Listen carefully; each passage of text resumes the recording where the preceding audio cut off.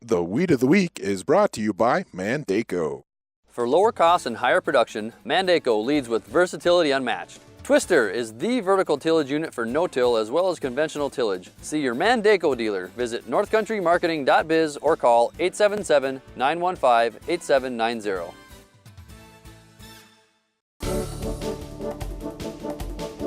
Our weed of the week is Henbit. Well, Henbit's a tough winter annual weed. There aren't a lot of products that are great on it. We have more trouble with it in wheat than other crops. So first of all, you've got to identify Henbit. One thing about Henbit, it's a member of the mint family, and so there is an odor to it. It's one of those weeds when you walk out in a field, you can just smell it coming. You know you've got some Henbit. Yeah, but I don't want to identify this thing. I want to control it before it even comes up. Can I use it pre? Well, you certainly can. You could use something like Sharpen. Henbit is not the strength of Sharpen, but it's a lot better than doing nothing. Then you can come back in crop with Husky, and Husky really does a nice job. Affinity or Addition do a nice job too. I like the broad spec version of either of Affinity or Addition. And then you look at other crops too, Brian. If you're rotating crops, there's some good choices in other things. Like in corn, for example, Balanced Flex does a decent job. Harness and Surpass are good. Of course, Sure Start and Triple Flex are good. In crop, Status does an excellent job. In soybeans, it's a little tougher to control. I like Authority MTZ and a burn down with Roundup. Post-Emerge, Pursuit-O-Raptor are okay.